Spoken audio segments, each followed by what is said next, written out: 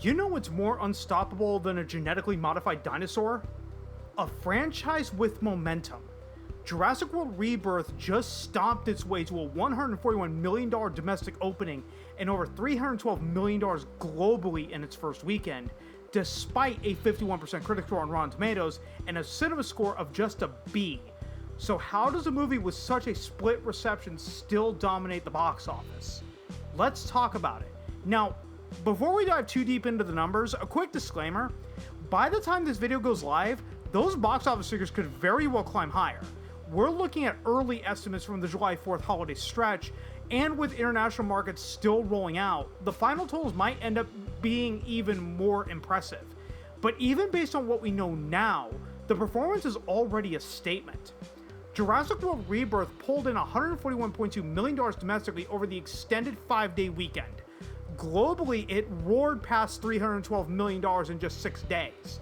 That makes it the second best global opening of 2025 so far, only behind the Minecraft movie. And while some might point out that this is technically the lowest domestic opening of the Jurassic World trilogy, 2015's Jurassic World opened to $208 million, Fallen Kingdom did $148 million, and even Dominion managed $145 million, context matters. Rebirth opened across a 5-day holiday window, not a traditional 3-day weekend, and it still broke the July 4th single-day record for the decade. That's not a stumble, that's a strategic win. But here's where things get interesting, because while the box office is roaring, the critical reception is, let's say, less than unanimous. Rotten Tomatoes has the film sitting at a 51% from critics. Not terrible, but definitely not glowing. Meanwhile, the verified audience score is a much stronger 73%. That's a pretty significant gap, and it's not just about numbers, it's about expectations. Let's look at what some of the top critics are saying. The Wrap called it a well-made cheeseburger. Nothing new, but tasty. Epic Stream said it was a loving tribute to the spirit of the original, easily the best Jurassic in a decade. The Film Verdict praised its pacing and cliffhangers, even if it didn't break new ground. But then you've got outlets like MSN saying that there's a definite whiff of staleness, and IGN noting that the movie offers an updated version of the same basic ride Spielberg offered 32 years earlier. So, a mixed bag, but then you scroll through the verified audience reviews, and the tone shifts dramatically. Quote, "I don't care what anyone said, I absolutely love Jurassic World Rebirth," end quote.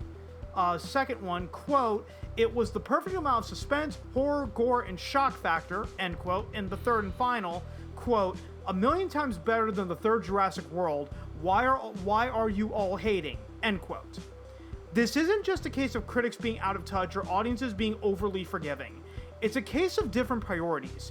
Critics are often looking for innovation, subversion, thematic depth.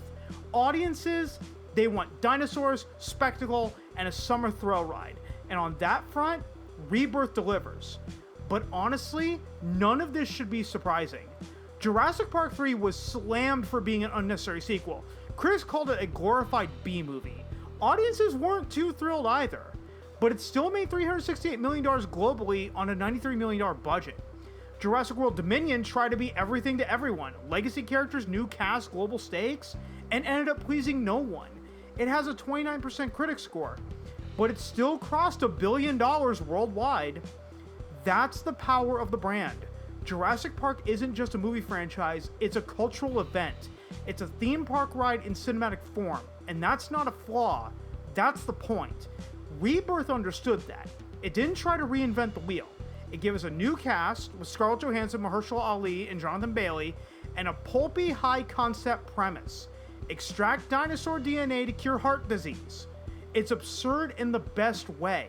It's the kind of story that plays well globally, especially when paired with Gareth Edwards' eye for scale and spectacle.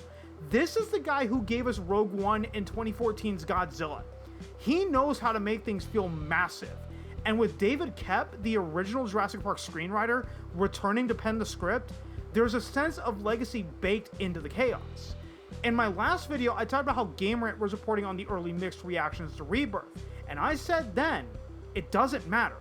This movie was always going to do well, because the Jurassic brand is bulletproof. It's one of the few franchises where the idea is bigger than any one character or storyline. You don't need multiverse logic. You don't need legacy cameos. You just need dinosaurs, danger, and a sense of awe. And Rebirth, for all its flaws, delivered that. It brought back the horror elements. It gave us new creatures. It even adapted the river raft sequence from Michael Crichton's original novel, a moment fans have been waiting decades to see. That alone probably sold a few million tickets. So yeah, critics may have shrugged, but audiences showed up, and they'll keep showing up, because sometimes spectacle is enough. Sometimes the roar of a T-Rex is louder than a Rotten Tomatoes score. Now I want to hear from you. Was Jurassic World Rebirth a worthy reboot, or just another fossilized sequel? Did it earn its box office success, or are we just too nostalgic for our own good? Drop your thoughts in the comments,